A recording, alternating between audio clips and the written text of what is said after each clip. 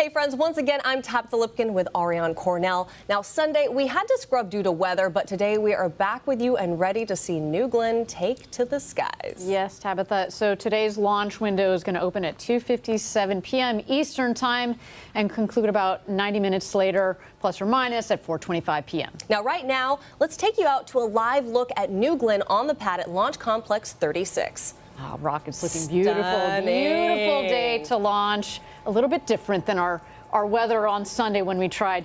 Now, for today's launch, NG2, we have two goals, two objectives. First is to safely deploy the payload, which is NASA's EscaPADE, which is heading out on a mission to Mars. And the second is to land the booster for the first time. Now, if we don't land the booster, that's okay. We have several vehicles already in production right behind us. But now we're hearing it's about time for that go, no-go poll. So let's toss it over to the rocket and listen in. OSM. OSM is go. RC. RC is go. ESR. ESR go. AC. AC is go. Recovery. Recovery is go. PLI. PLI is go. BMD. BMD is go. GC, LC1, LC2, initiate final configurations for terminal count. Report when ready for pre-terminal count gate checks. GC cut. LC2 copies. LC1 copy.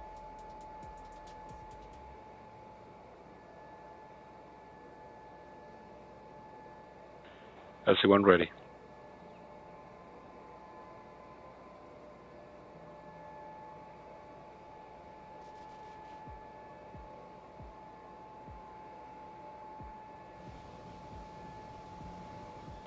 All right, you heard it there. We are go for terminal count. You heard Launch Director Megan Lewis, and she's been a great asset, of course, to our team. And I know we are all so excited in these final moments. So let's bring in our third member of our Blue Origin team, Eddie Seyfert. Eddie, you were standing by with employees here at Rocket Park. What's the vibe?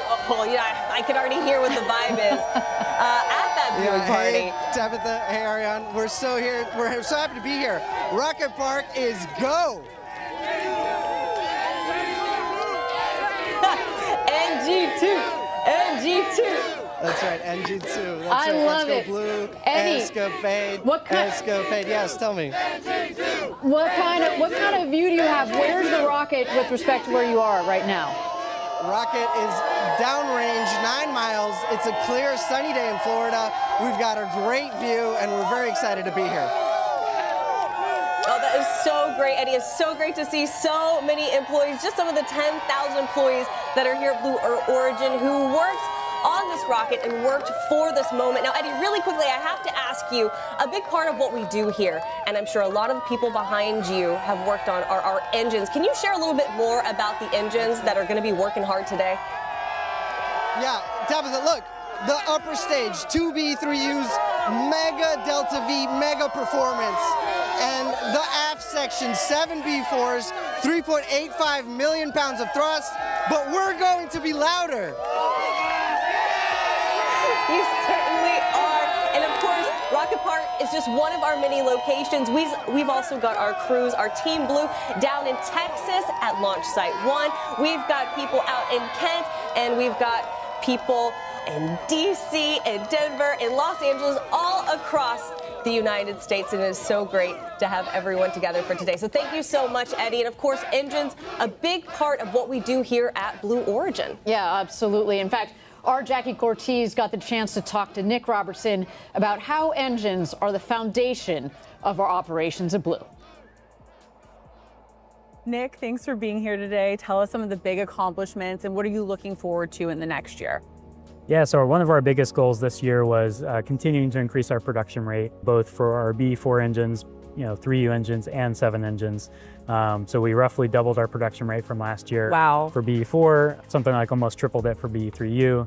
And then going into next year, we're looking to continue to increase that production rate. We have a Blue Moon Mark 1 mission coming up here soon. What are you excited about in terms of what's left to go on the BE-7 engine test campaign? And what else excites you about that engine and the next steps for that program? We're continuing to do additional testing on that engine, to continue to do risk reduction testing for the mission coming up here early next year. And so the next steps for that are we've got our first flight engines coming through and being acceptance tested for that first vehicle. We just hit a big milestone with our customer, the United Launch Alliance, and you delivered how many engines to them? So we've delivered 30 engines to ULA, and so that's a really exciting milestone for us. We have Testian 4670 at NASA Marshall Space Flight Center. We also work with NASA Marshall at Testian 116 on the BE-7 engine. How does that partnership with NASA help you on the engine side? It's really fantastic to have those test assets and test stands available to us to really just continue to ramp our testing cadence across all the engine programs. We're testing multiple times per day at this point across not just BE-7, but also BE-4 and BE-3U. A lot of the test data, that's a lot of learnings that then feeds into being able to increase our production rate, continue to refine our designs and make them better every day. Well, thank you for joining us, Nick. It's so cool to be in the engines prep lab here at Rocket Park, a little known corner of our glorious Florida site. Thank you so much. Thank you, Jackie.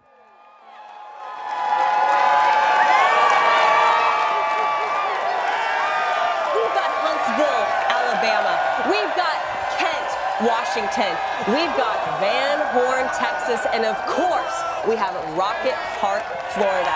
We are also ready to see NG2 take to the skies. This moment is palpable, isn't it? Oh, absolutely. There's our headquarters, Kent, Washington. They've got the beach balls. It's kind of like they're down here with us in Florida. They are just absolutely jacked for this moment. As we said, we want to take these two payloads to space so that they go on their way to Mars. But we want to see today, we've been working on this a long time, the first stage of that rocket come down to land for the first time ever. That's what we're here for. And we're also so excited to see EscaPADE launch and learn so much more about Mars. But right now, let's actually take a moment to talk about New Glenn's flight profile. So take a look on your screen and follow along with us. First, we have 7 BE-4 engines that will lift New Glenn off the pad with 3.8 million pounds of thrust. So then New Glenn will eventually go supersonic, and right at about 40,000 feet or 12 kilometers up, New Glenn is going to reach what's called max Q, or maximum dynamic pressure. This is when the stress on the vehicle is at its highest. So if we punch through that, we're feeling pretty good about this launch.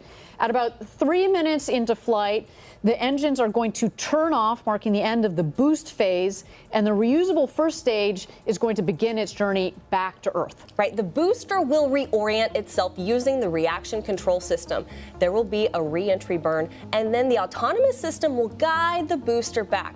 And finally, there is going to be a landing burn, landing the booster on the Jacqueline that right now is out at sea about 375 miles offshore.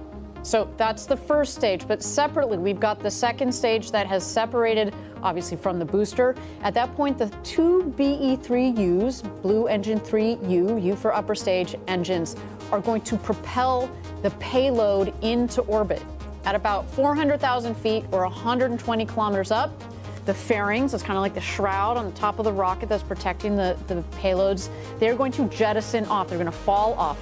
The payload at that point, EscaPADE, the 2 twin satellites, are going to deploy at about 33 minutes into flight. So there is kind of a gap between the point where we separate the second stage from the first stage, and after it's had 2 burns to where we deploy the 2 satellites. And EscaPADE is really a pair of satellites, and they're going to technically deploy 30 seconds apart. And then at about 38 minutes into flight, that's when our Viasat tech demonstration will turn on. So there's a lot of great things and a lot of exciting things happening today with NG2.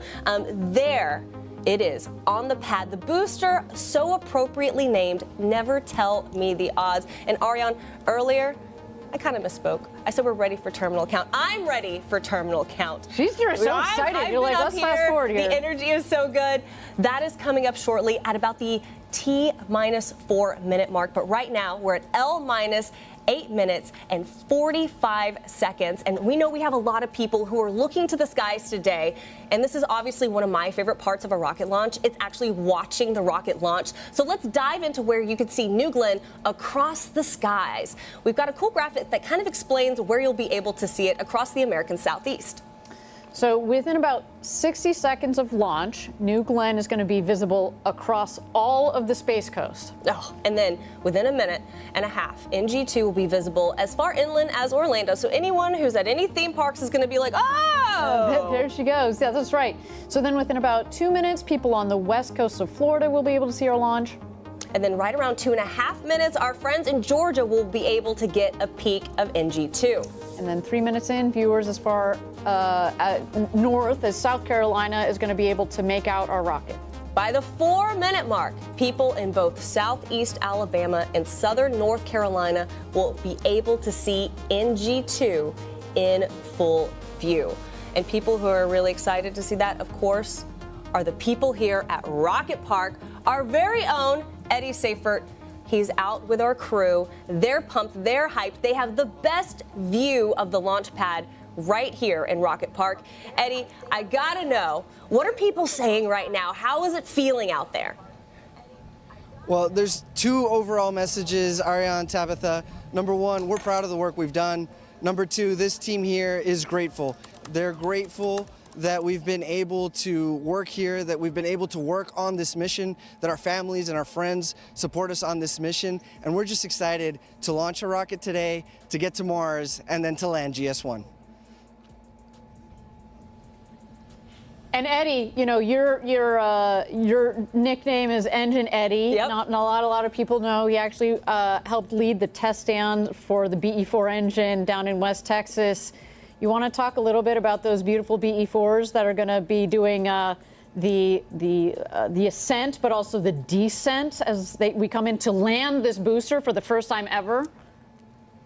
No, thank you, Ariane. A quick shout out to the folks at Launch Site 1 in West Texas at the Geek Stand, the Zeke Stand, and the Veek Stand. I really miss being out with those folks because we get to test rocket engines every day, right? So BE4 is a medium performing version of a high performance architecture, and the teams at the test stand have been squeezing out more thrust, more performance, and so we're going to see some of that here today. For BE3U, it actually started with our BE3 engine that flies New Shepard.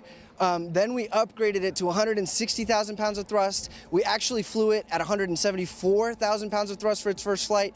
And so that upgrade path is going to continue. And we're very lucky that we can test at our test stand in West Texas, at our test stand at Marshall Space Flight Test Stand 4670 in California, and that we can test like we fly so that we're fully confident going into today's mission. Awesome. Thank you, Eddie, for that. Tabitha, I'll just say it's a big day for the BE4 because not only is New Glenn launching today, 7 of these BE4s, but United Launch Alliance is our customer. They also have a launch today. Not today, BE4s are not flying with ULA, but we want to give our customer there a shout out for their launch as well. Well, speaking of customers, let's talk about EscaPADE for a second. We have just enough time. We're awaiting that final terminal count coming out at T-4. But EscaPADE is a pair of these twin satellites, and it's doing something really unique, something that it hasn't done. I had the opportunity actually earlier to talk to Dr. Joe Westlake. Earlier in the week, I got to talk to Dr. Nikki Fox. And two big things happening that have never happened before. We are launching in a window that you would normally not launch in to make it to Mars. Normally, you have this tight window that you have to launch in, but right now, those satellites are going to go up, and they're essentially going to go into this kind of coast phase until it's time for them to launch. And the second thing, for the first time ever, 2 different satellites are going to be orbiting Mars and learning more about the atmosphere, and that is going to get us into such a special place when it comes to what we understand about the Martian atmosphere, eventually sending, of course, more robots and eventually humans to Mars. So very exciting to have EscaPADE and NASA be our customers today for NG2. All right, so finally, it's that time I was so excited about, to listen in for that final go, no-go poll as we move through the final steps before launch and we inch towards terminal count. Let's listen.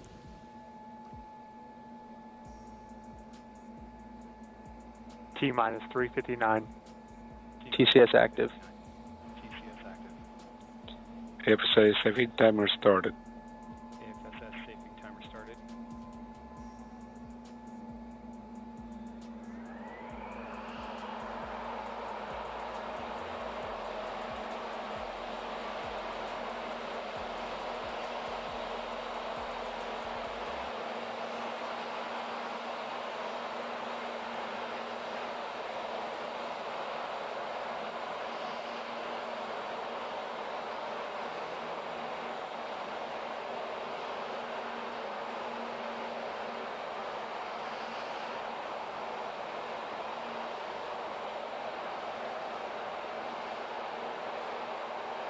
news for you. We are in terminal count. They did the final go, no go poll. New Glenn is ready to launch, and we've transitioned into that terminal count. Now, from here on out, you'll be hearing from our flight ops, Patrick Moore. And from here, the vehicle is also running fully autonomously on software. So our engineers are hands off. They've got their eyes on their screens, but the rocket is in control of itself at the moment. Yeah, right now they're continuing to condition the propellants on the second stage using chilled helium. You can tell the rocket is nice and cool. And this will continue for another minute or so and helps prep the liquid oxygen and liquid nitrogen that powers the BE-3Us. Oh, liquid oxygen and liquid hydrogen. Sorry, that is for the upper stage. That's right. And then also on the first stage, we've got. Oh, hold on a second. There's Kent. Hello, Kent. They're ready for a rocket launch here at T-minus 2 minutes to go to launch. One interesting thing to watch here. A couple of things. One is that the 7 engines start in a stagger start. So we've got 3 of the engines that'll start, and then the other 4 engines that start just a second later. We want to make sure that we don't jostle the rocket or jostle the infrastructure too much. The other thing, the thing that you will visibly be able to see that we are go is when we start that big water. You see the big water tower on your left? That's right. We are going to flood the base of the launch pad with the water. It helps dampen the vibrations and the heat because, again, we want to make sure that we protect the launch pad, but also the rocket itself here. And a huge shout out, of course, to Van Horn, to Kent, to Huntsville, Alabama, and our friends here at Rocket Park. We are now, I have gotten the notification, we are on internal power. This is so exciting, Ariane. This is the moment. So that means we've transitioned from ground power to the vehicle's own internal power. We're getting really close here.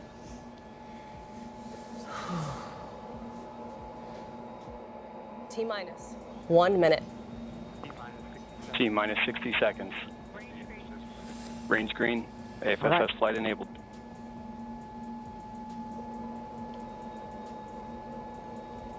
Hydraulics are started up on the forward and aft. Right. You might start to see the engines gimbal a bit here. They're going to move back and forth, make sure they are nice and clear. And we're going to wait here for the big water. Let's turn it back over to mission control. Let's light this candle. Go, New Glenn. T-minus 30 Can't wait, seconds. tell me the odds. Can't wait to see this booster back on Earth. GS1 hydraulics internal. GS1 at flight level. GS2 at flight level. Hold.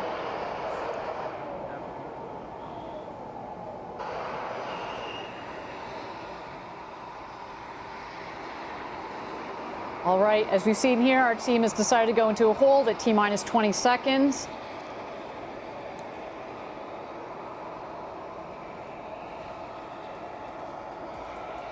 Let's wait to learn just a little bit more here.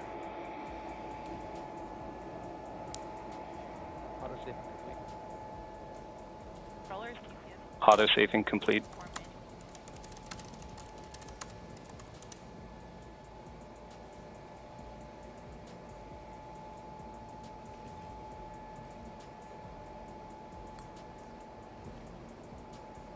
Thank you again, everybody. If you're just joining us, we are awaiting here NG2, the second mission of New Glenn. We are at T-minus 20 seconds. Our team has decided to enter a hold here. We've said it on other webcasts before. We spend years designing this rocket, months building it, months designing the missions. If we need a couple of minutes to make sure that the rocket is ready, that our team is ready, that everything on the range is ready. That's right. Then we will take that time. At this moment in time, I do have a statement that says that terminal count abort. The team is currently investigating. Right now, you've got to look inside of GS2. You can see our twin satellites. I believe that's EscaPADE, correct? That is EscaPADE. They're ready for its launch to space, to Mars. It's going to have to wait just a couple more minutes here, obviously. There you see the base of the rocket, the 7 BE-4 engines.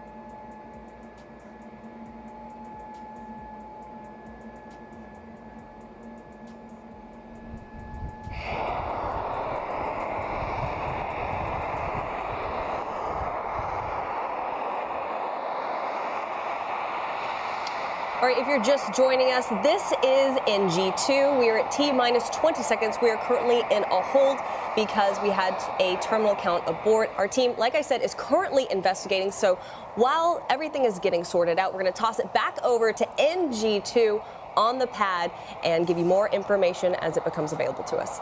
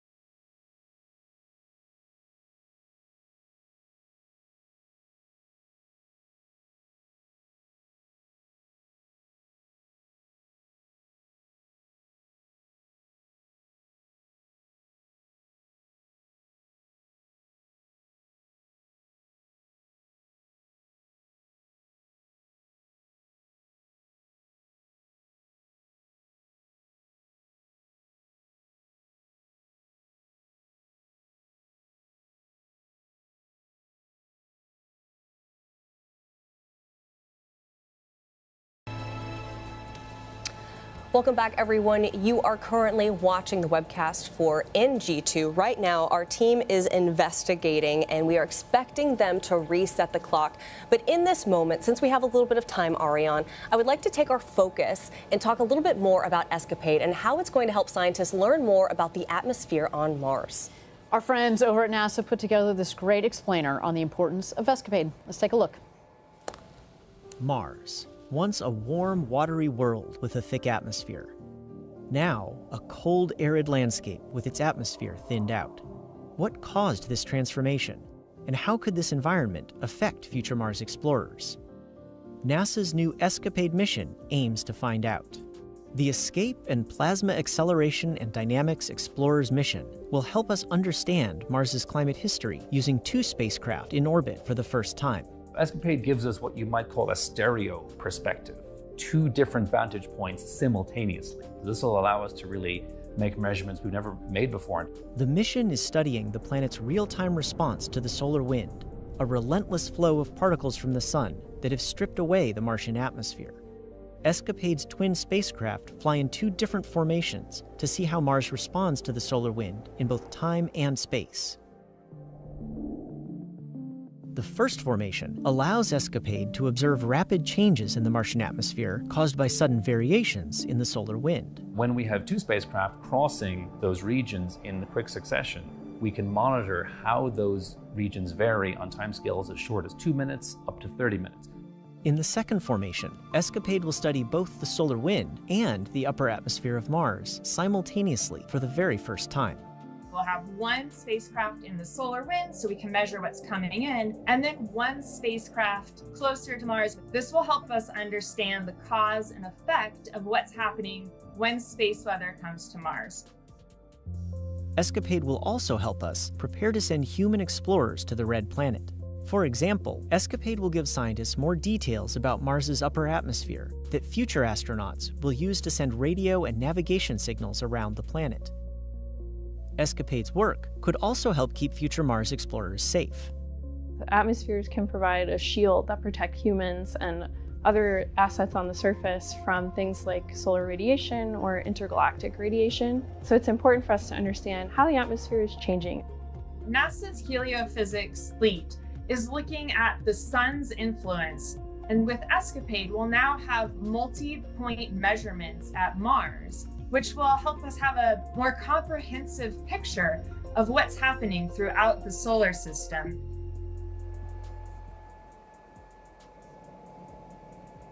Yeah, just fascinating what EscaPADE, what these 2 satellites are going to figure out. And ironically, wouldn't it have been so cool to have these 2 satellites up there right now? Earlier this week, obviously, we had a couple of solar, some solar flares. That's right.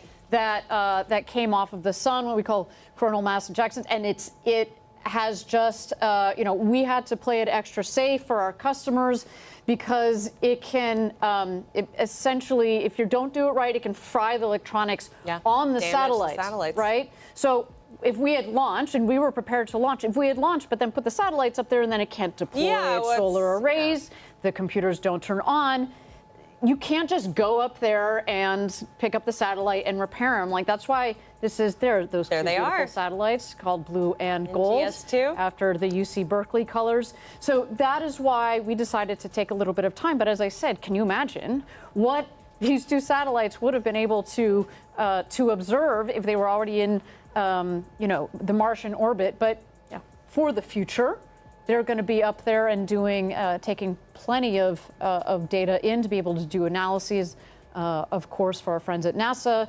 and all of us that are helping build future missions to go to Mars, both for robotics, satellites, but also, fingers crossed, one day for humans. That's right, Ariane. So if you're just joining us right now, you are looking at New Glenn NG2 out there on the pad. Let's take a moment, toss it back over to the rocket while our team is investigating an issue.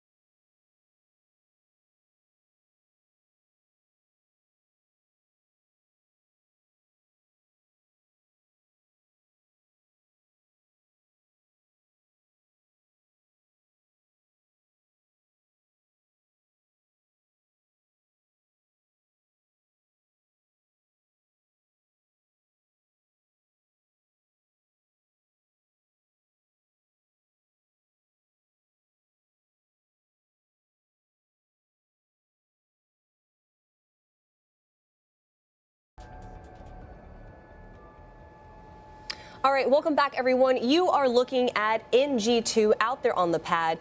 You might have noticed we have reset the clock at L-27 minutes and about 15 seconds to go. We are recycling and resetting the clock with a new T0 of 3:45 p.m. Eastern Time. Now, while we have a little bit of time and you see New Glenn out on the pad in all of the New Glenn glory, that rocket is, we have to talk about what is sitting in GS2, and that is EscaPADE. Now, I actually had the opportunity and the honor to catch up with Dr. Joe Westlake to talk about solar weather effects and how that can affect satellites and what we can expect from the deployment of EscaPADE. Dr. Joe Westlake, heliophysicist at NASA. We are so honored to have you here with us in the studio. First off, let's talk about heliophysics. Yeah, so really excited to be here, really excited to see the EscaPADE launch go up, really jazzed. And heliophysics, right? So heliophysics is an interesting word. It's fascinating because, you know, one, it doesn't exist in the dictionary yet, which is really an interesting thing. We hit our slang era in heliophysics. Merriam-Webster actually just picked it up. But heliophysics is like the science of the sun and everything that it touches. So when we think about EscaPADE, folks would say, well, like, what does heliophysics have to do with some Mars mission? Why do we care about what the sun does to Mars? Well, you know, EscaPADE is a space weather mission. We're going out to ensure and protect the space weather effects on Mars, on our astronauts, on our spacecraft that are there at Mars. And as we saw over the last couple of days, space weather is kind of a big deal, It right? certainly is. Can you kind of talk about how space weather affected our launch? Yeah, so hopefully folks over the last couple of days got to see some really pretty light. The Aurora Borealis, as they call it. Just incredible, right? Stunning. You know, we saw across the U.S., even down here at the Florida at the Space Coast. Space Coast, right? yeah. We saw red aurora sat over top of our rocket. And that's really cool. Like, that's a pretty light show. But what that really means is that the magnetosphere is kind of angry, right? It's got a lot of energetic particles that have come in from the sun, right? A coronal mass ejection came in, multiple coronal mass ejections came in from the sun, and they pushed into our magnetosphere, creating, you know, space radiation that can cause issues for our spacecraft, which, of course, you know, in the early days of any mission, they're a little bit fragile, right? It's sort of early days. We want to get the solar arrays deployed. We want to get the mission up and ready to go and safely out to Mars. And those early activities are really critical for us. Certainly. So for people who don't know, tell me a little bit more about the heliophysics tied in to EscaPADE. Yeah, so, you know, when we go out to Mars, right, we're looking at how space weather, how the solar wind, how these coronal mass ejections and flares impact the Martian atmosphere, how they impact Mars as a system, how they impact and change how, you know, atmospheric escape happens at Mars. Because Mars doesn't have the same atmosphere that we do here on Earth, right? Absolutely, absolutely. And that's always been a big question, right? When I look at the difference between our beautiful planet here on Earth and the water and the oceans and other things, why is Mars so different, right? There's a great question that relates to how Mars's atmosphere has escaped over the years, over the decades, over the millennia. And EscaPADE's actually going to deliver to us a better understanding of whether the atmospheric escape changes in time or changes in space, right? And so getting that feeling and getting that understanding will let us figure out how Mars has changed over its history and be able to conserve and understand how that applies to us here at Earth. And for the first time, we have a lot of firsts, actually. So we have 2 satellites that are deploying that are going to give us information. And on top of that, this is the first time we are deploying not during the critical Mars window. We're actually going to go into kind of this, like, lollygagging phase just for a little bit until we hit that window. Can you kind of explain that? So isn't that amazing? Like, usually when you think about the planets aligning, right? I mean, the greatest planet alignment was when we sent the Voyagers out in the 70s, right? All the planets have aligned. We've gone and done the grand voyage, right? But as you go to Mars, every 2 years a window opens up where you can make the most efficient trip to Mars. And all that means is that Earth and Mars are in the right spot of the trajectory or the right spot of their travel every year to where you can actually get from one to the other. So once every 2 years, we line up and we make this, you know, it's like how many Mars missions can we get off the ground in that one window? In that little window, yeah. But one of the great things, one of the innovations that we're doing here with EscaPADE today is we're actually going to send it outside of that window. We're going to send it outside of that window because we can put it into a very benign, safe parking orbit and let it sort of hang out, loiter, hang out near us here at Earth.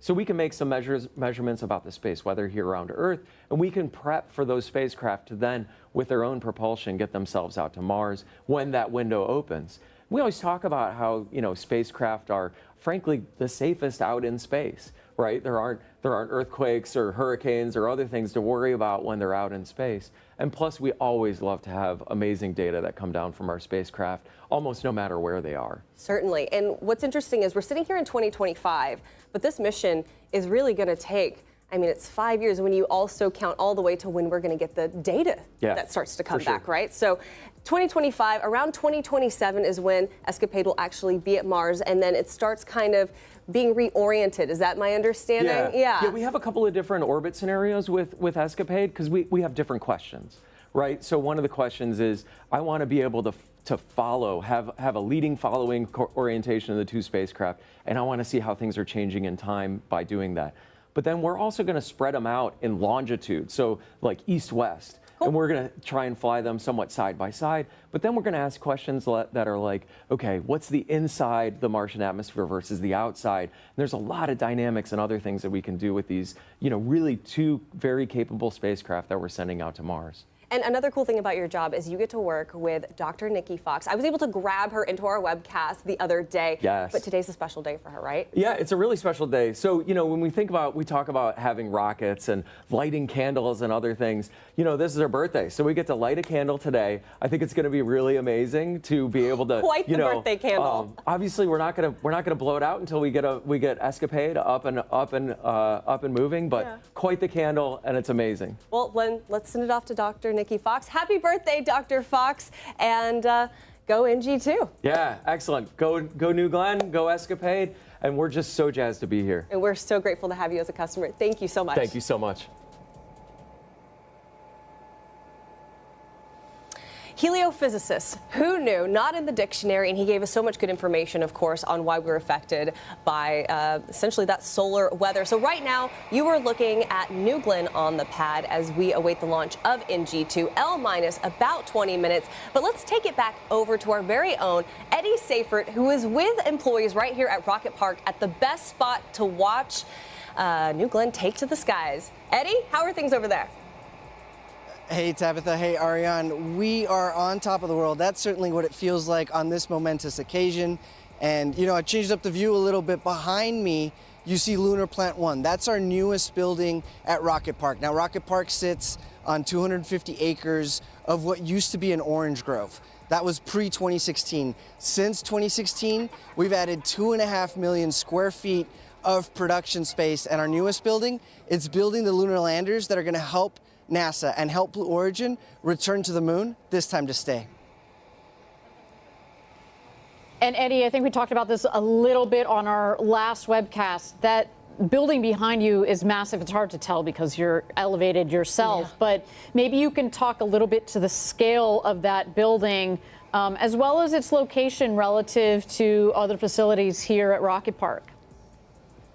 That's right, Ariane, if you're ever driving on Space Commerce Way, you'll see it. You'll see just how massive it is, right? If I'm standing on top of the world and that building's even taller, it's tall enough to house the 16-meter tall lunar lander, which is twice as big as the Mark 101 Pathfinder that we're gonna launch to the moon later this year. When that lunar lander lands on the moon, it will be the largest lunar lander to have ever landed, and we're just going to get bigger from there. So we're very excited about Mark 1 later this year or early next year, and then Mark 2 to return humans to the moon, this time to stay. And you mentioned the co-location.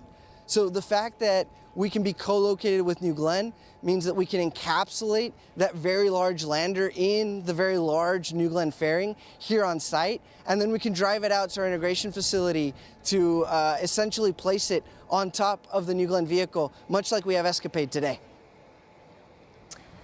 Eddie, thank you so much. Always so great to talk to Eddie because he can talk at hours and at length about anything to do with engines, with lunar, and of course, he's our hype man out there with everyone here at Rocket Park. Thank you again. If you didn't notice, on his shirt actually are little lunar landers as well. But right now, we're going to toss it over to New Glenn on the pad as we await the launch of NG2. And in about 30 seconds here, we're going to hear another go poll. So let's go ahead and listen in.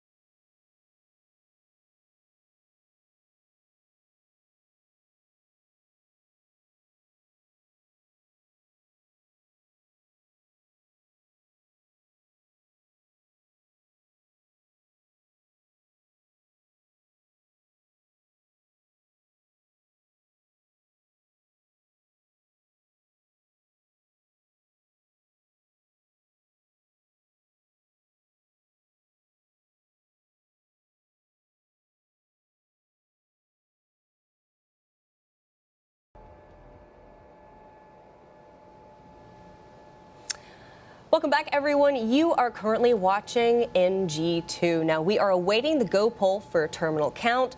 Right now, we're in a hold and we're getting more information.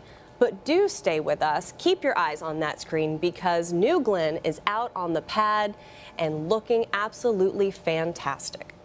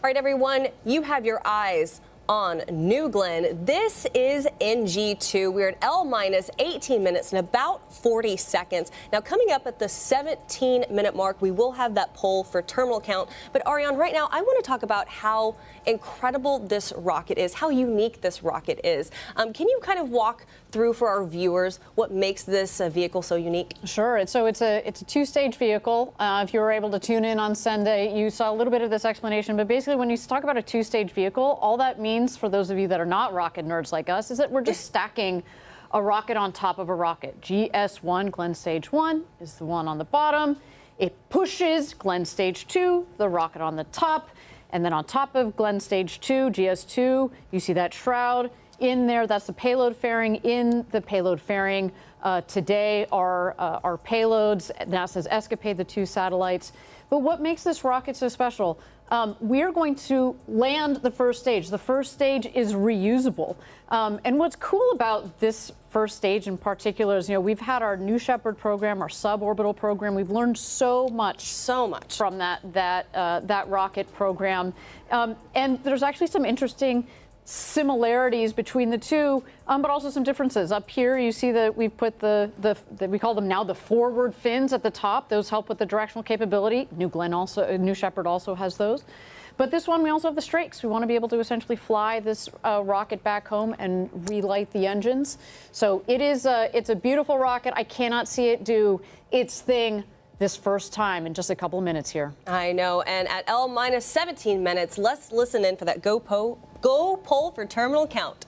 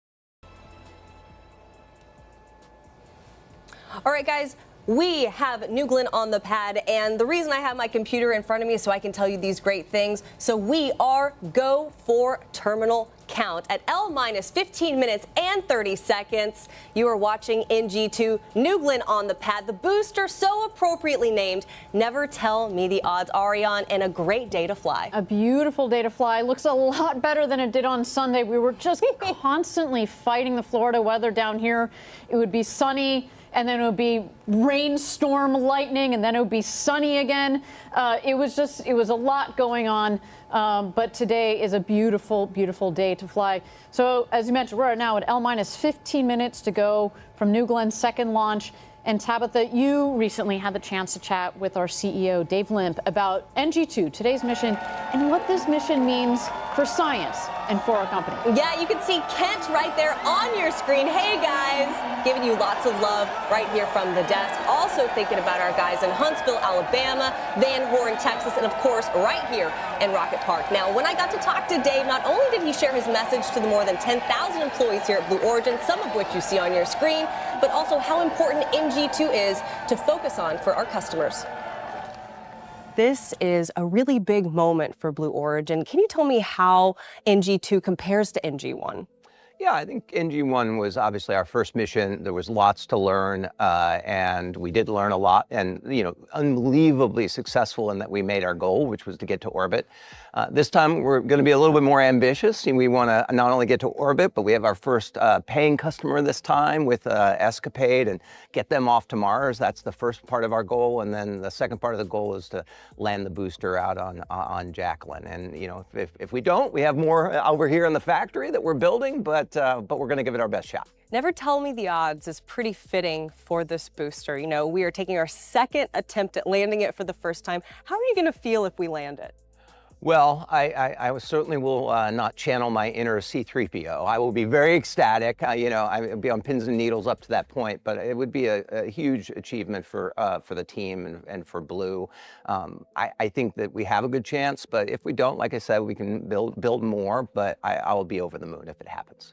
Now, New Glenn is obviously just one of the many systems we have here, right? We have New Shepard, we have Lunar, we have In-Space Systems. How are all of those organizations really working together to further our ultimate goals?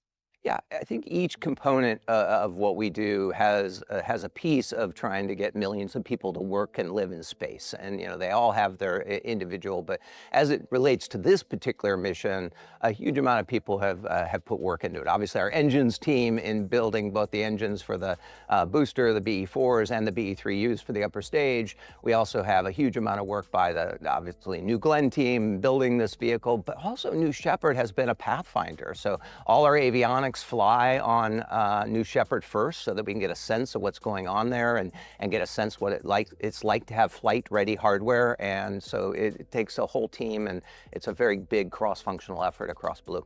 You know, we have more than 10,000 employees here that are very excited about this moment. I'm one of them. What is your message to those who are going to be watching our webcast and be watching NG2 take to the skies?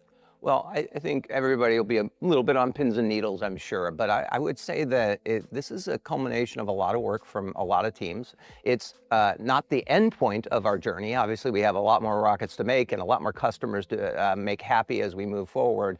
But to the extent we're successful here, I hope everybody at Team Blue takes a pause, smiles a bit, celebrates, because it'll be a great achievement for us.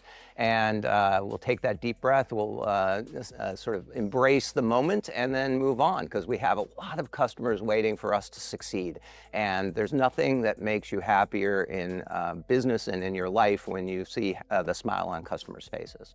Did you ever think that you would be doing something like this in your career when you're watching your rockets launch? No? No, not in a million years. I was very happy making Fire TVs and Echoes, but it is a boyhood dream, and so to be able to have it, I kind of pinch myself every day and just amazed that I get to wake up and help this and lead this amazing team of people build incredible technology like New Glenn.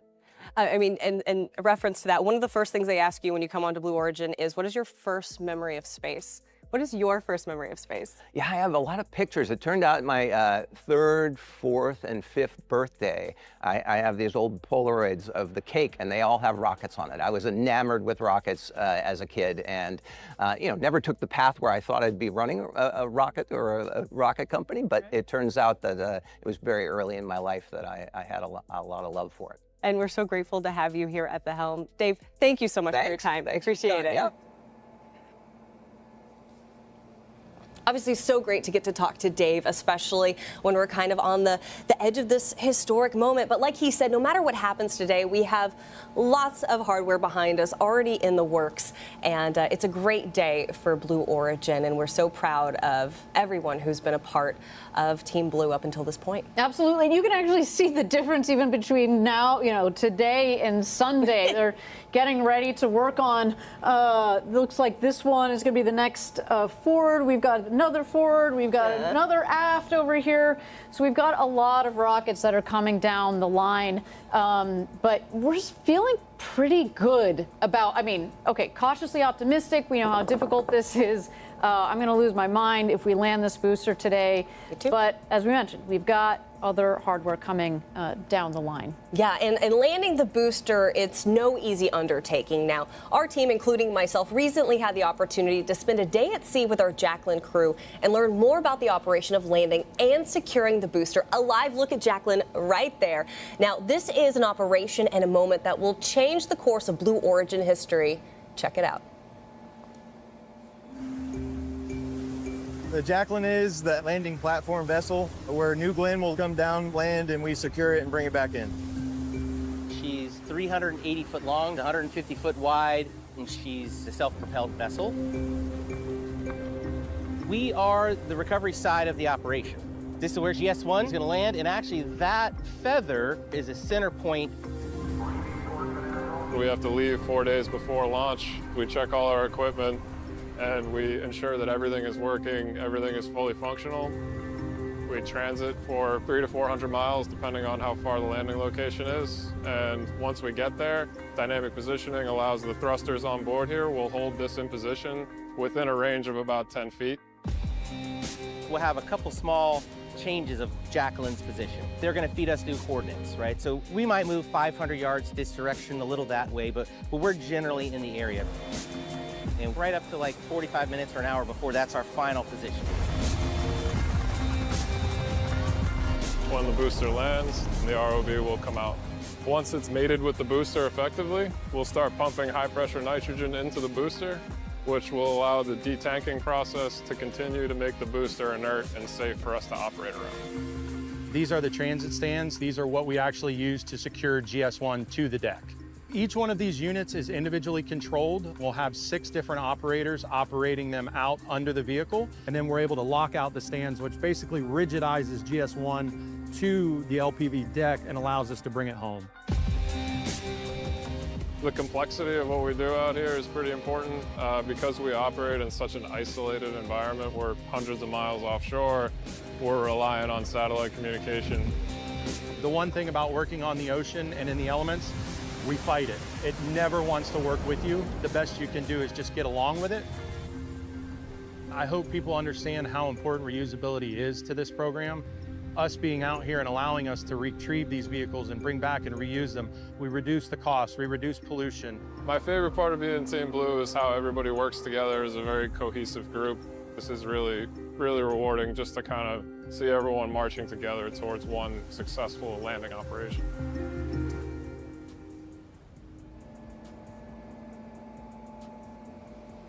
And you've got a live look right there of Jacqueline in all her glory. And Ariane, I have to tell you, what was so great about going out with that team is, of course, they go out for days, sometimes weeks, sometimes a multitude of weeks at a time, and they're eating, sleeping, playing cards together, but also they're going through the operations. And for someone who doesn't know, can you explain, Ariane, why it's so difficult to bring a first stage back to Earth?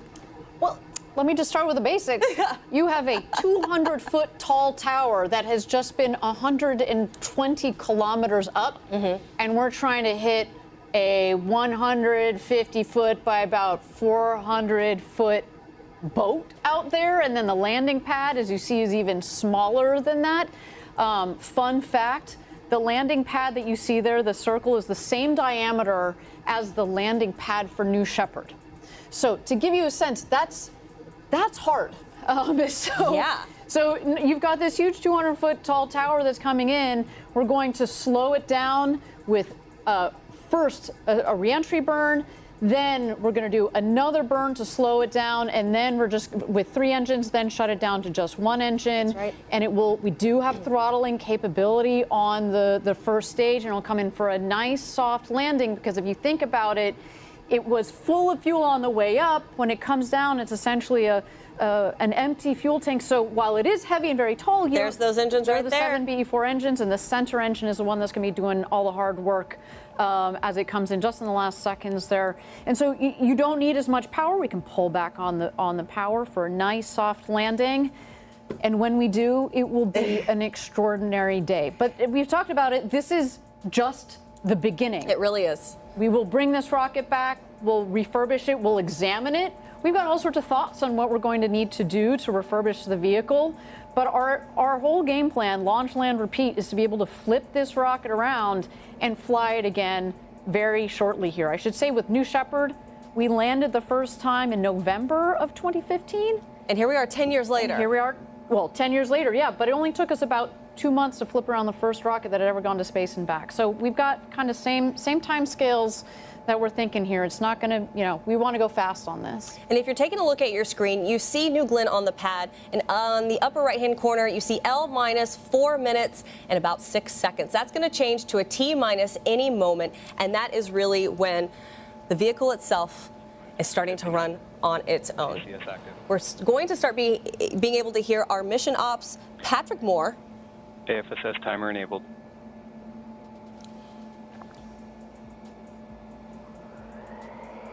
Terminal count system is active.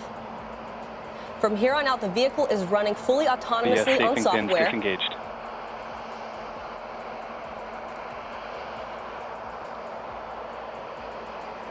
T minus 330. Rapid retract armed. Magic charge initiated.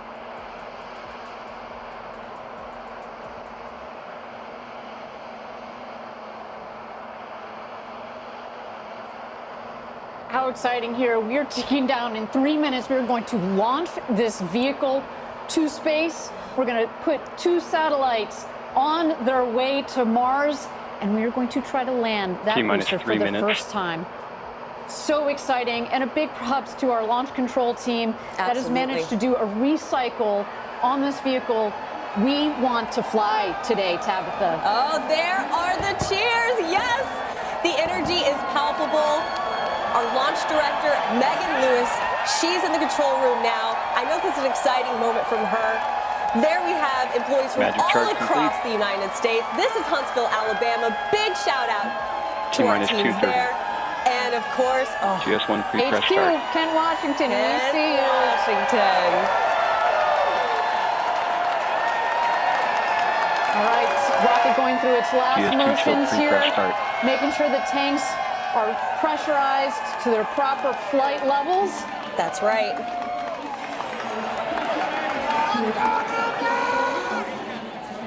A warm day in Florida, but that rocket is super cold Nice with and its chilled cool. in propellants.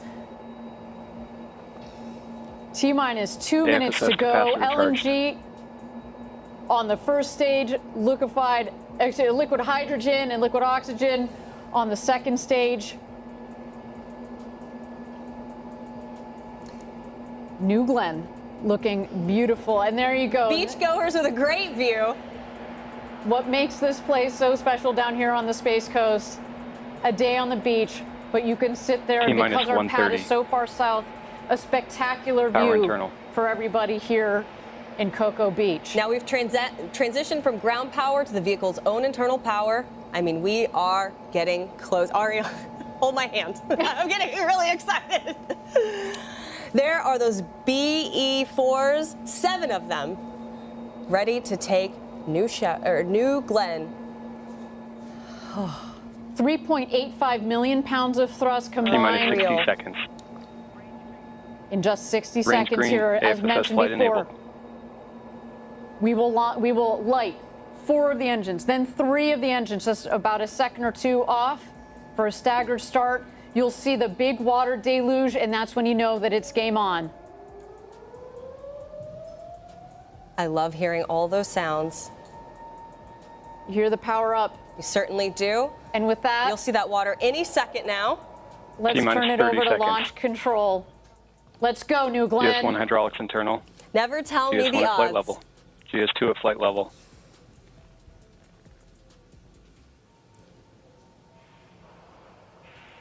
Autopilot enabled. T-minus 10, 9, 8, 7, 6, 5, 4, 3, 2, 1.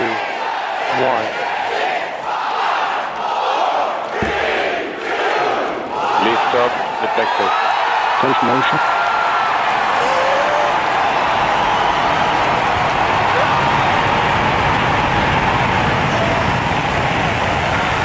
New Glenn has cleared the tower.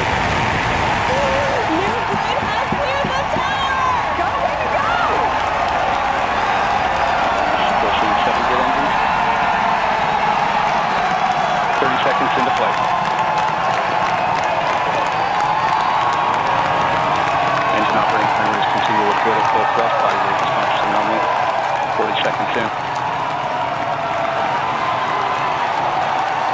End of lift, brakes now level.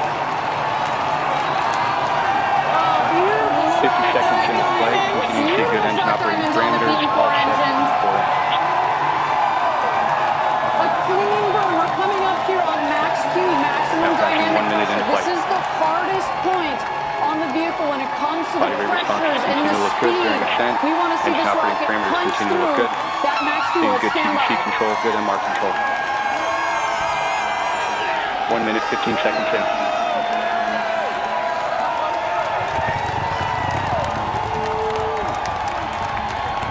Now passing Mach 1, New Glenn is now supersonic. Supersonic! And we can hear the 1 minute, 30 roar here. seconds. Engine operating parameters continue to look good at full thrust. Max Q, maximum dynamic pressure.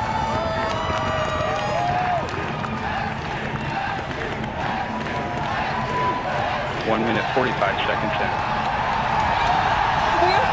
All 7 V4 engines continue to look good. Body rate's nominal. Seeing good control on MR and TVC. Acceleration profile nominal. Now passing 2 minutes into flight. BE4s, unreal.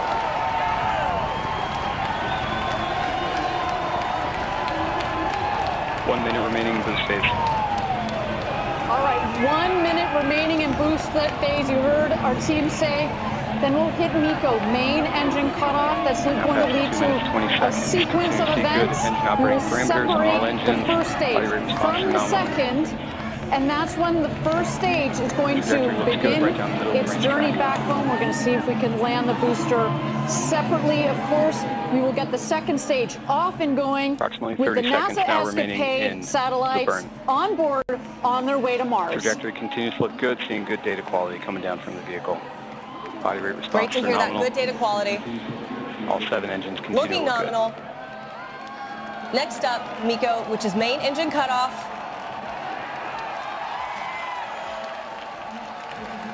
The cheers are real. You can hear them all the way in here. And we have MECO. And we have MECO. And we have good stage set. We have good stage separation. And we have ignition on stage 2. Both engine parameters look good. Ignition. Oh, you see the 2 rockets there. Body rate stamping out nicely.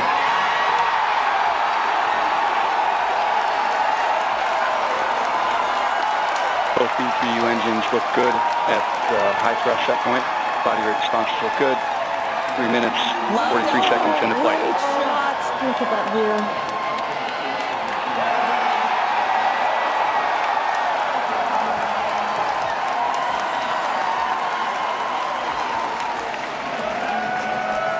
We have good indication of payload fairing jettison. Both B3U engines continue to look good. Body rate response is nominal. Seeing good data coming down from both stages. Great data. We're 4 minutes into NG2.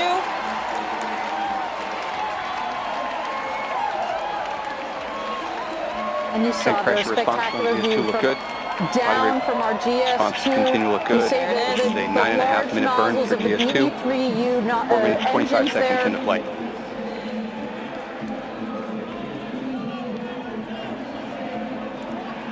Wow. All right, at 9 minutes is when we're expecting the first stage to touch down on Jacqueline.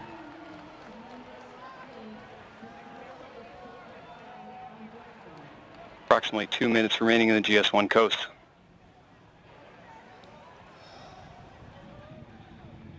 Thank you again, everybody, for joining us for NG2. So far, a nominal mission. GS2 is now 320 kilometers downrange, traveling at 2.8 kilometers per second. Trajectory continues to look good on both stages. Clean separation, clean fairing right down the middle of the range jettison. track. Engine operating parameters on GS2 look good. Sounds like our GS2 is having a beautiful ride. The NASA EscaPADE satellites are exposed to space right now. And we've got GS1 coming down for landing GS2 body at rate's T nominal. plus 9 minutes.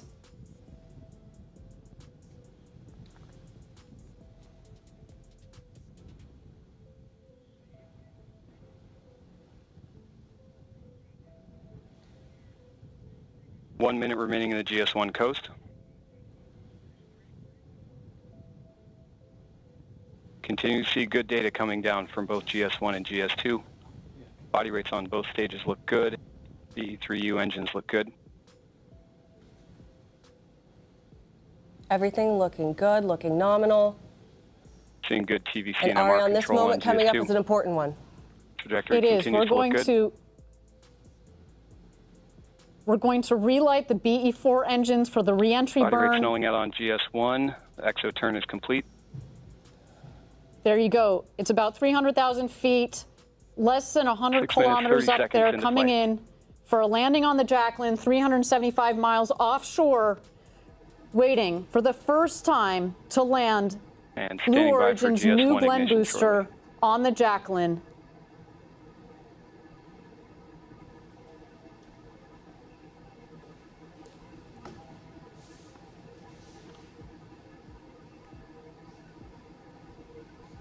Continue to see body rates on GS1. That looks great. We have our booster re-entry burn. All three engines. No matter what happens next, we have had a good day. This is further than we made it on NG1. That's right. See indication of engine ignition on GS1. Continue to see good data from GS1. About a minute and a GS2 half engine parameters look good. is when we would see. Confirm engine cutoff. Never on tell me GS1. the odds. Return to Earth. You see it in 7 minutes, kind of 40 seconds horizontal into flight. position.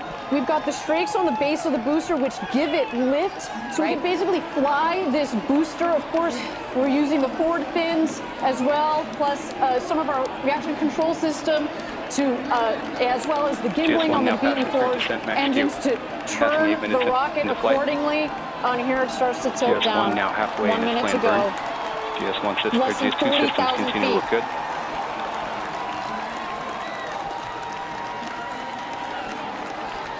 GS2 throttle down complete. Responses look good.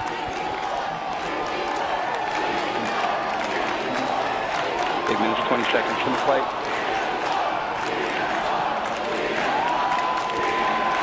Standing by for landing burn ignition. And we have landing burn ignition. See 3 good engines. We've got our booster landing burn.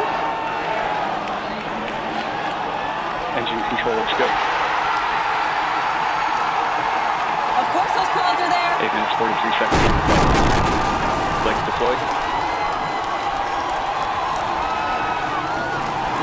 Now down to Great landing shot burn. from our booster. Standing by for touchdown. Landing gear deployed.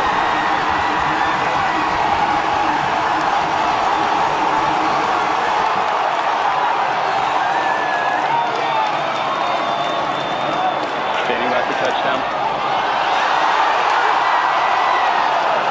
Touchdown to the button.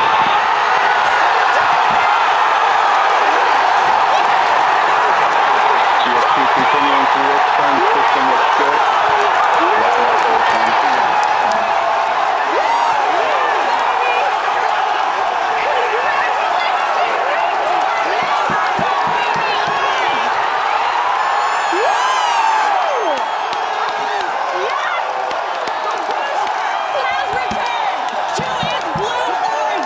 GS2 systems continue to operate well as it's continuing to its planned burn. We're in the low thrust testing. Operation looks good. And we're getting more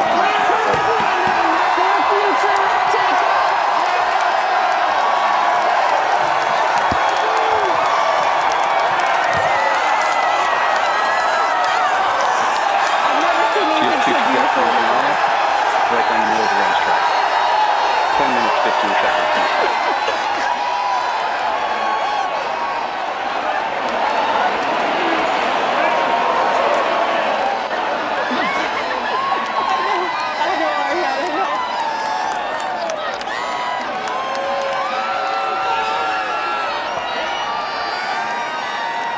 Congratulations, Team Blue. You did it. Now passing 10 minutes, 40 seconds into flight. GS2 trajectory continues to look good. And body rate's phenomenal. Tank pressures look good. Engine operating parameters look good. GS2 is now 1,600 kilometers downrange, traveling at 5.9 kilometers per second. On the right-hand side, GS2. On the left-hand side, you have our booster, our Less new than Glenn 2 minutes booster. now remaining to Never go. tell me the odds. Right there on the Jacqueline, in the middle of that feather. Absolutely incredible. Congratulations, guys. A landed orbital rocket. What an incredible What a day. for Blue Origin, for the space industry. GS2 systems continue to look good through its burn.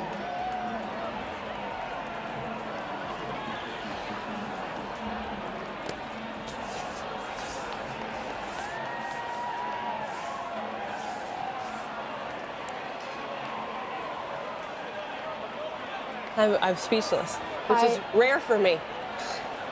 Approximately 1 minute remaining in the burn. GS2 continues, of course, on a nominal path. On a nominal path. I need a second to catch my breath. Your body rates remain stable. I think I heard my hand banging on the table too much. This is incredible. TVC and MR. Tank pressures are nominal. Bottle pressures are stable. Oh, I'm getting word they're going to replay the landing. That's something so good, you got to watch it twice. Give it back to us. 12 minutes, 30 seconds in the flight. Look at that.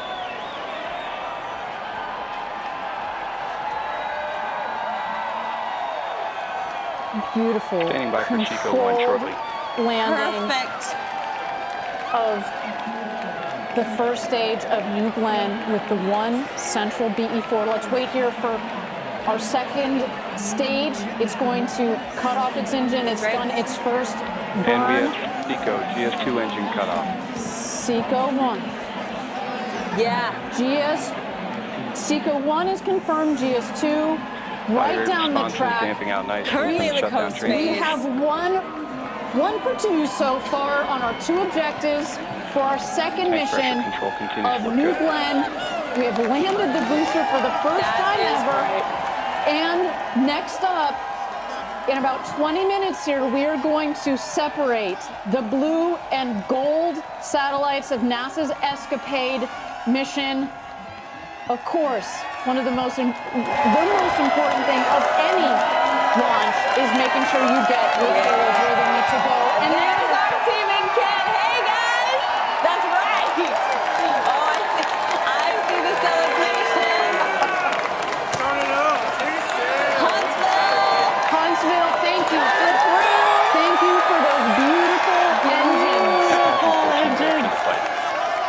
GS2 systems are operating nominally as the vehicle is in its first We coast. love you too, Huntsville.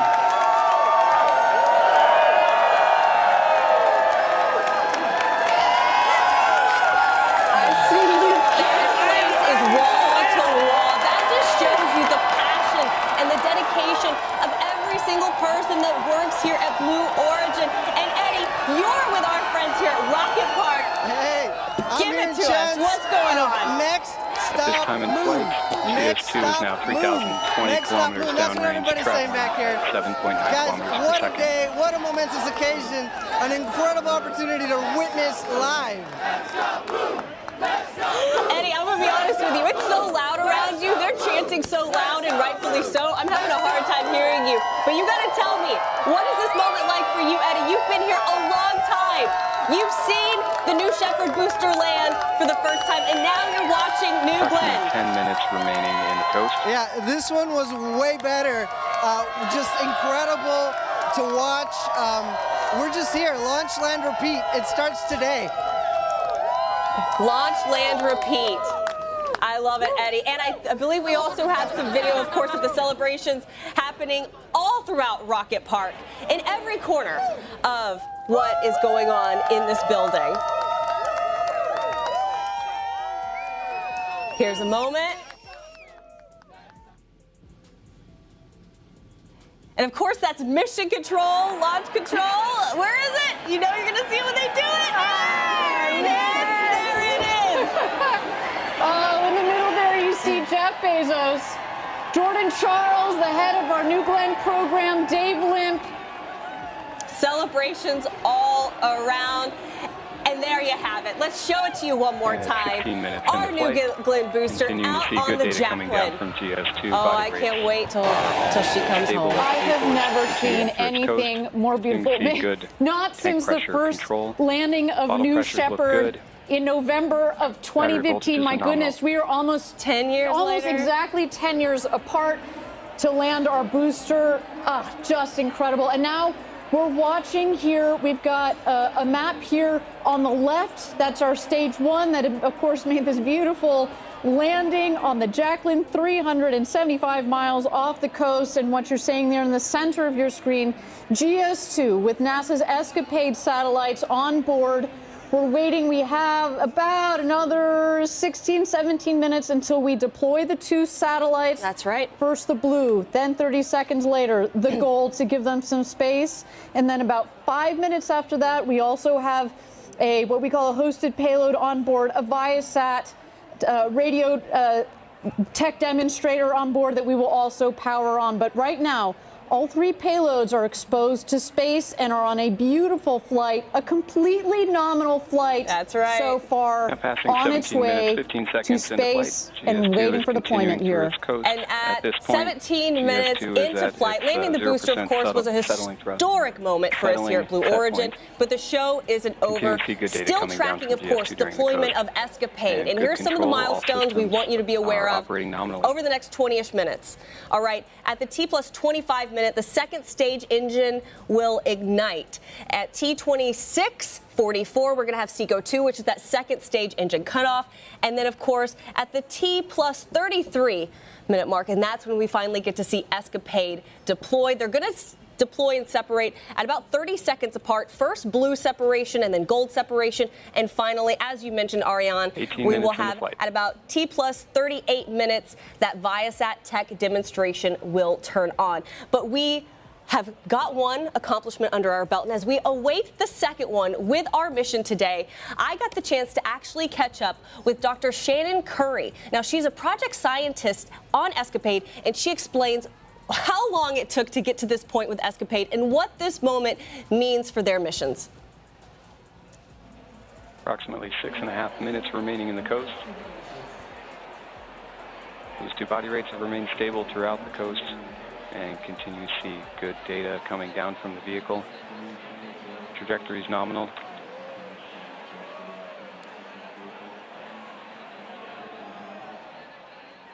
Shannon, can you kind of explain how EscaPADE really encapsulates the past, the present, and the future? Yes, especially working with Blue Origin. What EscaPADE can do is tell us about what happened at Mars billions of years ago. It used to be habitable with oceans and lakes of water, but then something happened to its atmosphere. All of that water evaporated and dried up, and now we have this desert that it is today. And that brings us to today, which is that if we understand Mars's atmosphere and what it's doing, we can help protect future assets, especially not just robots landing on the surface, knowing how they enter that atmosphere safely, but it's not an if, it's a when humans actually go to Mars, and that brings us to our future. And so EscaPADE, working with a company like Blue Origin, is going to change how we get to Mars and how we protect our assets there, our robots and our crewed flight. What is the most exciting part about being a part of this project for you? So the thing I'm the most excited about is that this is going to change how we go to Mars. So we've never done a mission like this at NASA or really in any other part of the world. And using all of these commercial sectors where we're pushing the envelope and we're doing incredible kinds of technology to get low cost, high risk science and get our taxpayers the best bang for their buck, you can't beat that. So can you dive in a little more and explain how both commercial and academic now just partnerships past 20 minutes lead to into something flight, like less EscaPADE? than 5 minutes Absolutely. remaining in the coast. The academic environment means you just get to think for a living.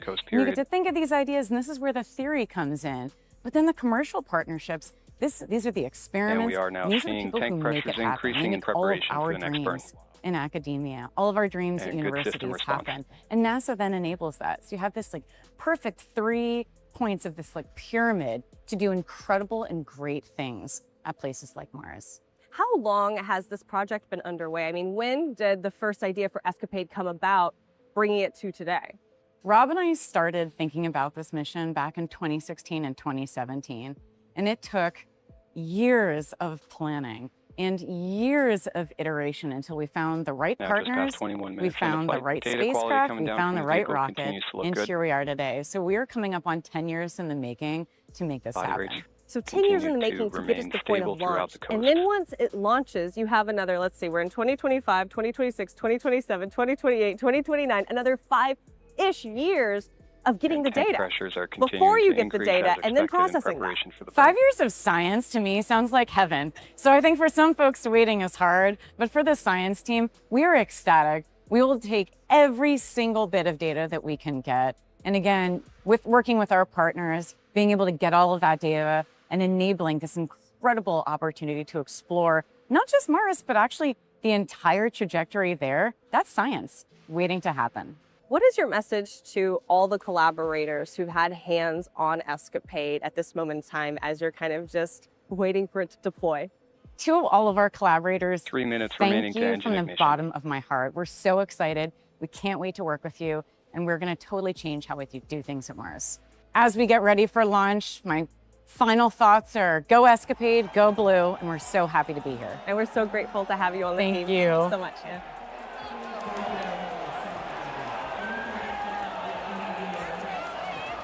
Of course, so great to be able to hear from Dr. Shannon Curry. The booster there, though, on the pad.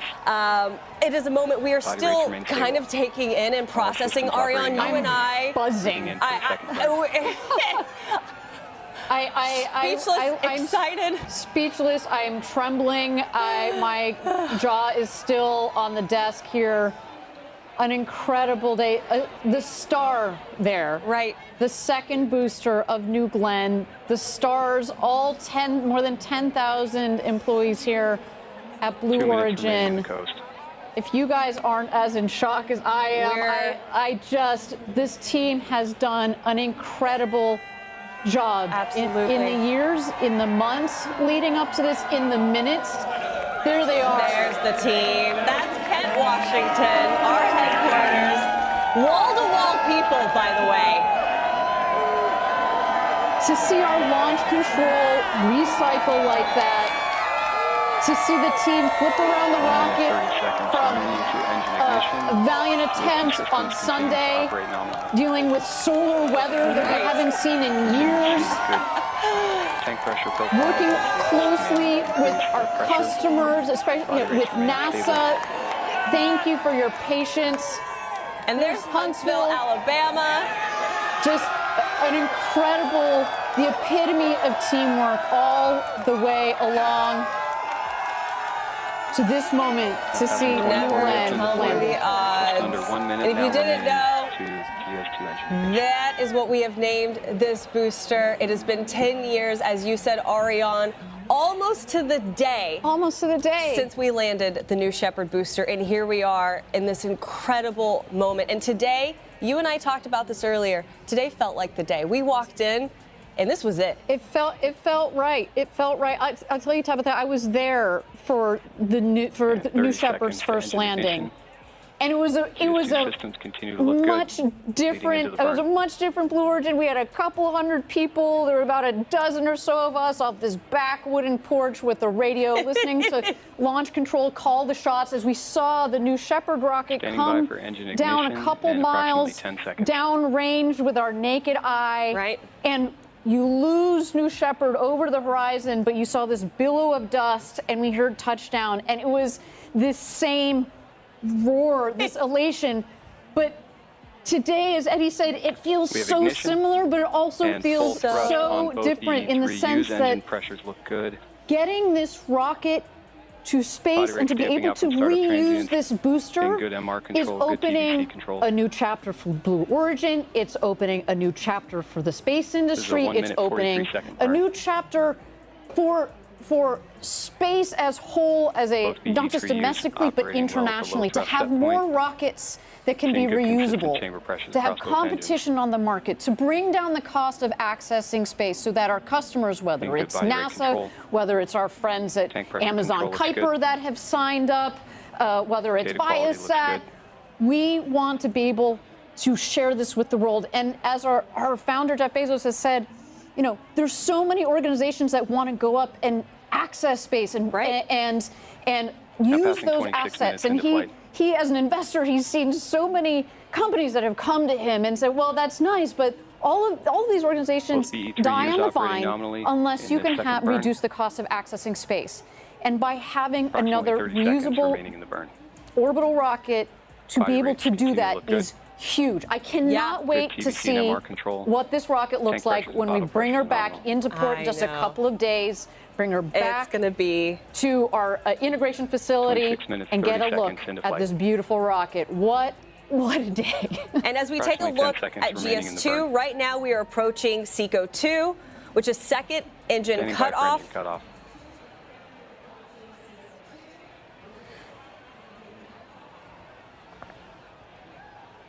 And we have SECO seeing good shutdown Seco on is both engines. confirmed. So we have a map for you on your screen, but soon we should be back and able to communicate with our ground stations, and we would have a picture for you. Right now, we are under 10 minutes until we're able to deploy EscaPADE, and if we do that, I mean, what a birthday gift to now Dr. entering Nikki into Fox. its Yes, final and coast two prior for to spacecraft two. separation.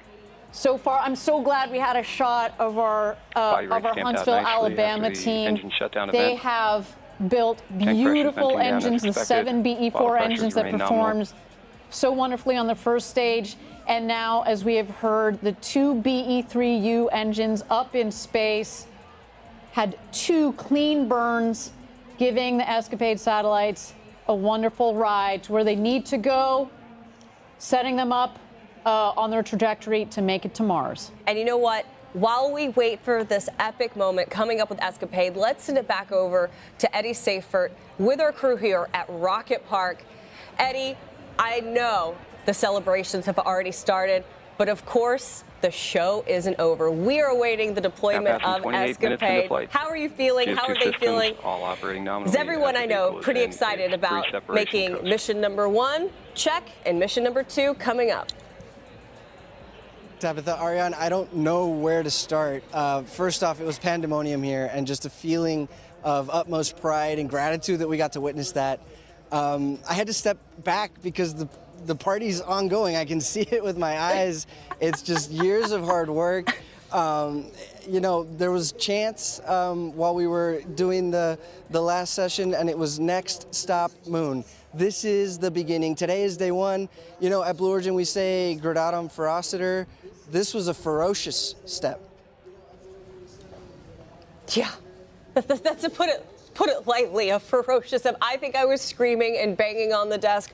Ariane, you were almost in tears. I know this moment for all of us, and we are here on TV just representing, as you said, the more than 10,000 employees. We get to peek into Huntsville and to Kent and into Van Horn, but everywhere across this country, I think people are celebrating knowing that we've really made this big step that you've mentioned toward making space more accessible. And I know there's future generations watching right now. I know there's people from all around the world, as far as Brazil, watching right now.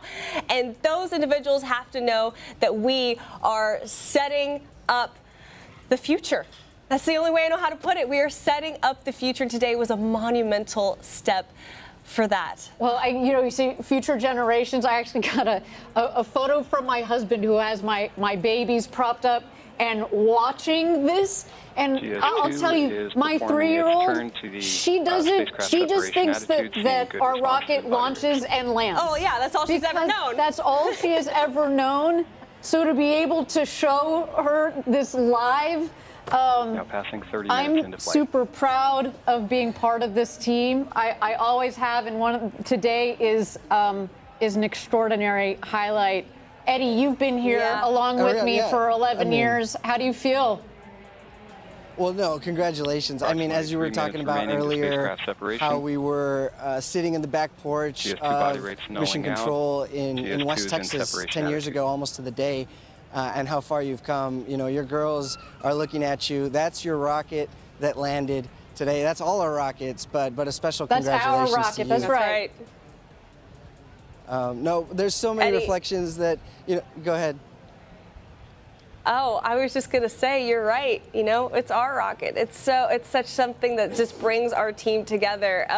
I know we can't turn the camera around. I can't imagine why. But how are those celebrations still looking? How many people would you imagine are up there with you?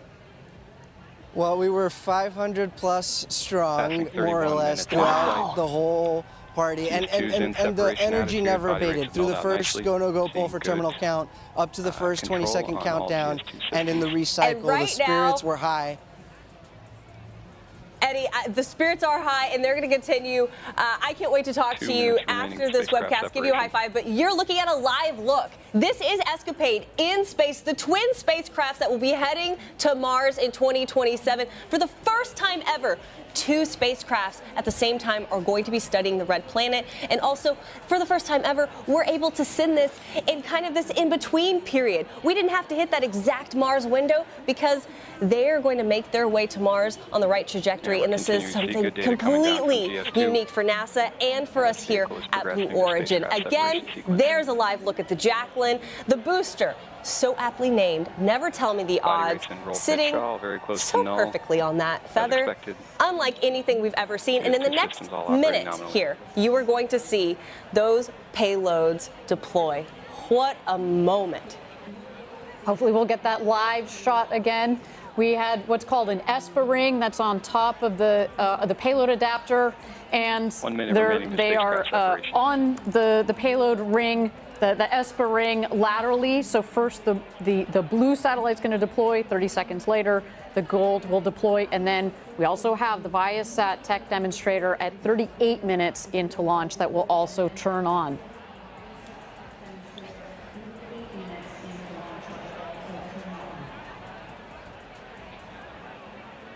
Yes, you can follow along right here on your screen.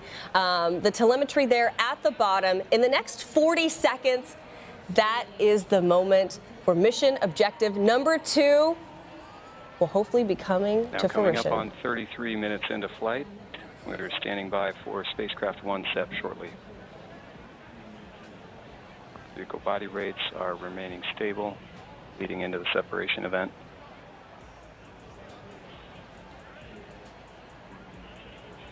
Standing by for spacecraft SEP.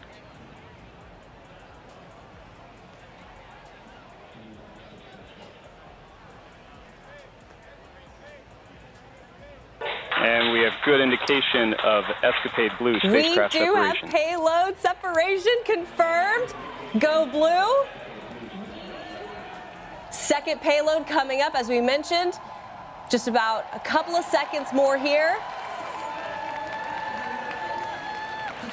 Standing by for spacecraft 2 SEP.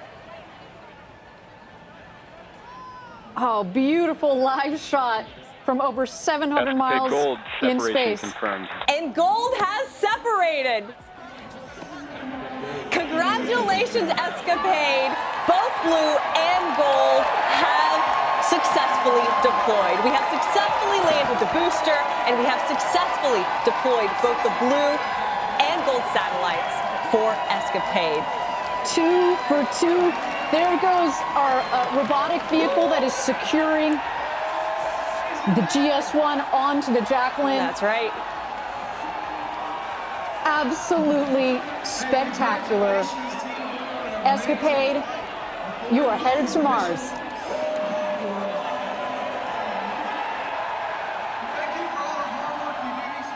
And so there you go, our automated robotic vehicle. To be very clear, we didn't clarify this earlier. There are no people on the Jacqueline right now. It's just that robotic vehicle that is going around the rocket, making sure that we definitely We're safing the vehicle. We're safing the vehicle and making sure that those landing legs are pegged down. The seas are nice and calm today. It was a rough ride the last couple of days out there. But of course, we want to make sure that our 200-foot tall rocket out there on the Jacqueline is nice and stable. And shortly after, we will of course have the Harvey Stone, which is the boat that has our team out there. They will approach the Jacqueline, and we will put our team up there as well as soon. But as soon as the rocket is stable, we want to make sure, of course, that it's essentially neutralized. Make sure the propellants are nice and stable, if not completely purged from the system, as well as have a stable rocket out there. Safety is number one. But Tabitha, we are 2 for 2 on today's mission. NG2, a historic day for New Glenn and Blue Origin. I keep telling you, I'm speechless, and I really am. It has been such an epic day. In about, goodness, couple of minutes here, also that Viasat demonstrator will turn on. That's an exciting thing. That's a payload kind of hitching a ride with our friends at NASA. And it's just been so great to work with so many customers and to also show the world that, hey, we're here. We're in the game. We have a reusable booster, and this is just the beginning. No, and we said it on the last webcast. We've got NASA EscaPADE, but of course there are other organizations UC Berkeley, Right. Advanced Space, Rocket Labs. That rocket labs that have been part of that mission. But we've also got Viasat being one of the foremost satellite operators in the world. And these organizations took a chance on us. They did. We get it. It was a new rocket. It had not flown when we signed with them. This means a lot to us that you have put your technology, your babies in our hands on top of this rocket. You trusted our team. You trusted our method. We got you there. And we cannot wait to take our other signed customers as well as our other future to-be signed customers. We are open for business, baby, on New Glenn. A new day, a new chapter has just opened for, as we said, Blue Origin, but also the space industry. Would you say a new era? Would you say a new era? It's a new era. This is it. It's a new era. And as we said, at the T plus about 38-minute mark, which is happening here in the next 20-ish seconds, that's when the Viasat demonstrator should be turning on. But not to worry, if we don't get an immediate signal, that is totally okay, because that just means it's not connecting to the ground system. They wait about another hour and then they try again. So some exciting stuff. And then just to know that we were a part of a payload going to Mars that we're going to be getting data from that is going to tell us so much more about the Red Planet. For us to send future humans to the Red Planet, how epic is that? Today was the first day in at least a 5-year mission. Yeah, no, we're going to be soaking this in for another 5 years. The power of this mission. We're gonna feel it. It's not just something that's up and back. 30 seconds to CSP I turn mean, on. it is something that's up and back. I take that back. Look at that rocket. That rocket is up and back. But the other objective, of course, are payloads with NASA EscaPADE. We'll be working hard for us and working hard for NASA. Yeah, and right now, there you have it. There is New Glenn out on the Jacqueline, right in the middle of the feather. Our ROV is currently helping safe the vehicle. And I mentioned with you, I got to go out on the Jacqueline and they explain the operations. This is just step 1. Then they're going to be able to go and secure all of those landing legs. And then once everything is good to go, a crew can come right back on the Jacqueline and get ready to bring it back here to Cape Canaveral. And I mentioned this. Oh wait, I just heard CSP has powered on, Viasat has powered on, it has made connection. That's a bonus. That's 3 for 3. 3 for 3. A great day for our customers, and that is really, really important. And you see we've talked about our robotic vehicle that is down there. Right. We mentioned it at the beginning of the webcast. That landing pad is the same, has the same diameter, the landing zone, as New Shepard. I know, New Shepard. And it's only 150 feet wide. So it's about 400 feet long, Jacqueline is, and 150 feet wide. I want you to imagine landing a skyscraper on something that is that size. Incredible. Oh, and then there you have it. There is, of course, we're continuing to monitor GS2, but now we know EscaPADE is deployed, Viasat is working. So with that, it has been an incredible, fantastic. I don't know if there's enough words for me to say about what this day means for everyone here at Blue, for the space industry, for New Glenn, and for EscaPADE. Just wow. Yeah. I mean, let's take a moment to reflect on the key moments of today's mission. Yeah. We not only met our mission objectives today, we exceeded them. That's right. Some of those, just to call them out. We had a clean liftoff. The 7 BE4 engines, they burn that beautiful blue LNG. I wish we could say that we planned it like that, but no, we use the LNG because it's beautiful. It works really well in these BE4s. Good launch vehicle data through stage the separation. System. The two stages separated.